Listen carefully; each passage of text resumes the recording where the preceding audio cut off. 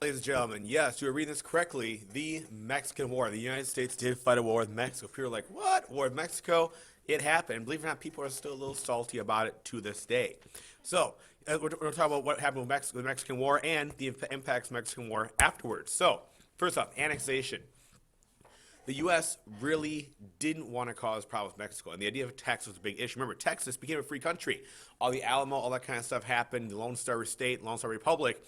So, excuse me. So Texas was, honest to God, independent. The U.S. didn't want to cause problems. They were like, well, Mexico's about as big as we are right now, maybe a little smaller, whatever. And we didn't want to cause problems. But Polk wanted to enter as a slave state. Remember, Texas left Mexico because they had slavery. Mexico didn't. Mexico is not very happy about the situation. Now, remember, Polk being the expansionists want to take over the rest of Mexico. Now, we're not talking Mexico like mountain Mexico. We're talking the states of New Mexico, Arizona, California, parts of Nevada, Colorado as well, and Utah as well. And Polk offered $25 million for that whole thing. It was rejected. Yeah, no kidding, right? So obviously, Mexico's not going to sell this land to the U.S. How else can you get a hold of it? Da-da-da-da, let's fight a war. John Slidell, okay, was the guy who was sent to Mexico. And he was sent to talk about the border between U.S. and Texas with Mexico. And so basically wanted to recognize the Rio Grande River, okay, as that border. And so the U.S. would, forgive American citizens' claims to the government, all that kind of stuff. The U.S. would purchase New Mexico for $5 million. And basically the U.S. said, we'll pay anything you want for California. So he sent with this big mission. And, New Mexico was like, I don't know, we'll see, okay? The whole time this is going on, a guy named David Wilmot, as a congressman from Pennsylvania, made this statement that provided that territory is gotten from Mexico, all right, we have to decide if it's going to be slave or not. Because people are kind of freaking out about this. We're adding more land, adding all this stuff in the West. Will it be slave or will it be free? Big question, okay? And so the idea here is that neither slavery shall exist, according to Wilmot Proviso, in any new area. Take it. So it'll be California, new area. So basically, Wilmot Proviso said that as we go west, we're not going to add slavery to any parts of that. Remember this as it comes in 1846 because it's going to come up a lot more as we get closer and closer to 1860. Now, how this war starts is a border dispute. Remember, Texas is part of the United States, though Mexico still claims parts of Texas as its own. What happens is the U.S. sends troops to Texas on the border. Mexico sends troops on the border. They kind of go into this gray area. We're not sure if it's Mexico or Texas. So the U.S. troops are in there. The Mexican troops are in there. One side attacks the other side because they think it's their land. The other side, you're invading our land. And ta-da, a war starts up. Were the U.S. troops put there on purpose? We don't know. Abraham Lincoln, who at the time is a very young first-term congressman, it says, yeah, I don't know, maybe it was an issue, okay? And it could have been an issue with that. We're going to take a look at this later on. As I said, once again, Representative Abraham Lincoln from Illinois, he kind of said, listen, we got to make sure that we were in the right spot. Were we in the wrong here on this whole war thing? Were our troops actually in Mexico? Were we the ones who were starting things? Polk's like, Congress, we need to declare war in Mexico now. They attacked our troops. Might be a little, a little bit of a different kind of reason for this whole deal here. Anyway, in the end, Congress declares war on Mexico. Abolitionists freak out. They're like, this is a war to expand slavery and nothing else. All you're doing is fighting a war, make more slave states. It's a big deal, all right? So the states get units together. This is before we have a national army. The states still create units and send them off together. Now, think about the United States Army at this time. It has a lot of really good leaders and officers. Famous Civil War generals that we see later on. Guys like Ulysses S. Grant, Robert E. Lee, Stonewall Jackson, all these guys. They actually fight the Mexican War. They learn how to fight in the Mexican War, kind of cut their teeth, if you will, and go off and fight. Now, going off to battle this time was a big deal, okay? One, it was a chance for honor and heroism, a chance to get that medal on your chest and come back and be like, yeah, look at me. I won a medal. It's a chance for this romantic idea of war that you can go off and fight and be a hero, all that kind of stuff, chance for promotion. In the end, it wasn't that fun. A lot of guys died of disease in the Mexican War. So we'll see how the Mexican War takes place here, and you're going to read this tonight as well. But there's a front up here in California and two areas of fight, one going through Texas here, one going by water, landing over here at Veracruz and down in southern Mexico. Eventually, basically, the goal is trying to get to Mexico City is the end-all, be-all goal down here. So the U.S. Army is only, once again, 8,000 soldiers at the start of the very war. They call 50,000 volunteers from the states. Now, understand that in the Army at this time is not cool. Your food at this time is salted meat that is so salty you cannot eat it. Literally can't eat it unless you soak it in water overnight. You have dried veggies, make a soup out of it. That's literally what your food is. You didn't eat very well in the Army at this point. You're well supplied. Every soldier carries 30 pounds of gear with them.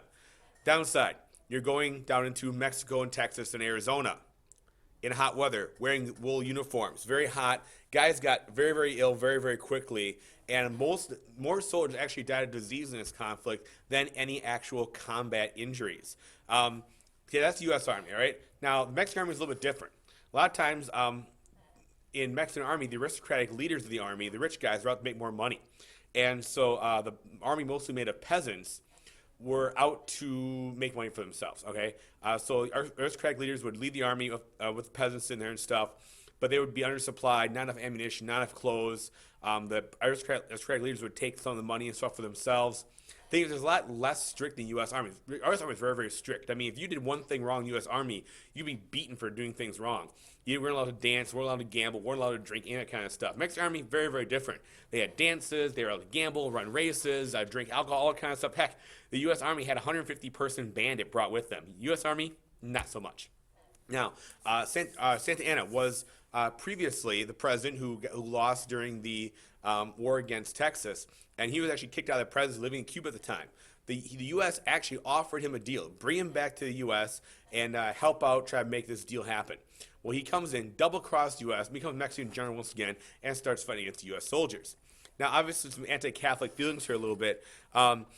Mexican being a very, very Catholic country, you get a lot of propaganda against them as being Catholic, and it's hurting the Protestants in the area. So you see some religious bias brought into this war as well. Now, one guy was John C. Kearney, who was a general who led 800-mile march on foot out to California, met up with John Fremont, who, remember before, had kind of taken over, tried to rebel against the Republic of California. And these two guys worked together to take control of California pretty quickly in the war.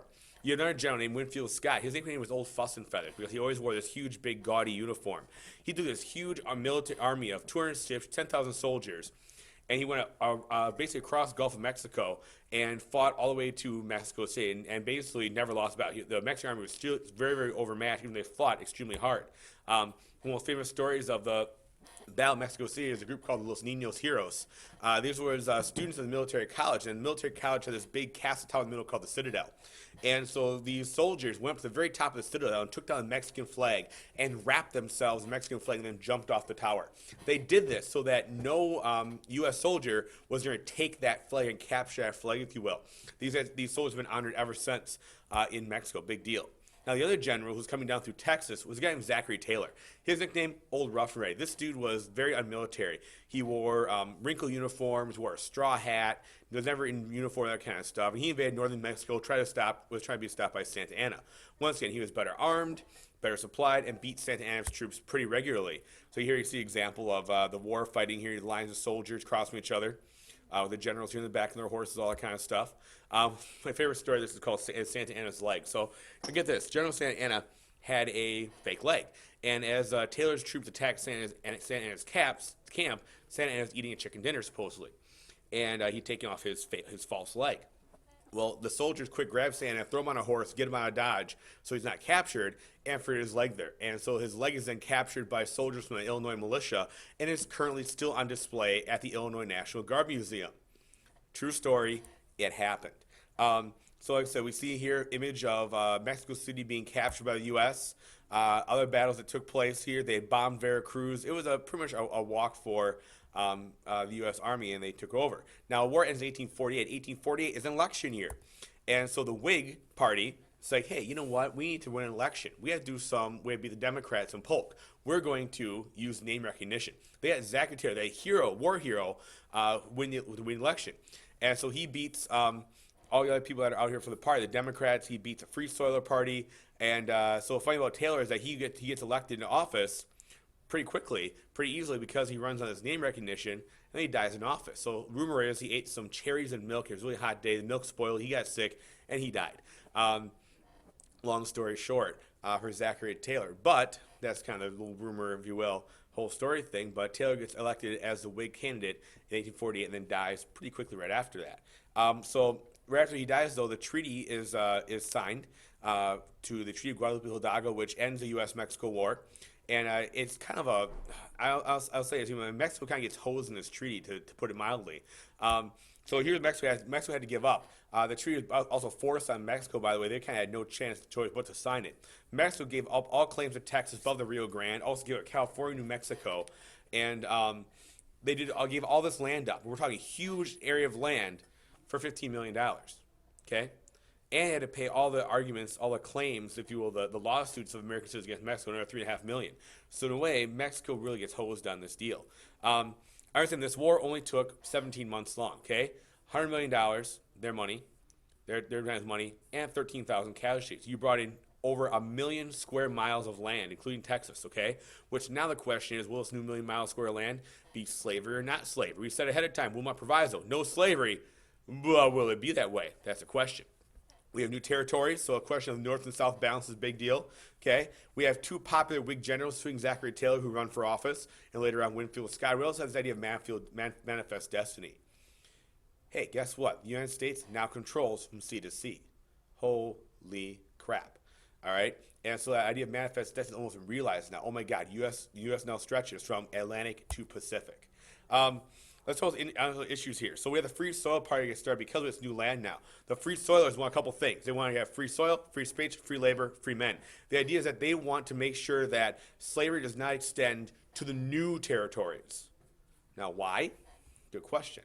We're going to ask that question later on. They basically say it should stay where it is. They want to keep slavery where it is right now. That way it's not going to overthrow that balance, and maybe eventually slavery will die out over time.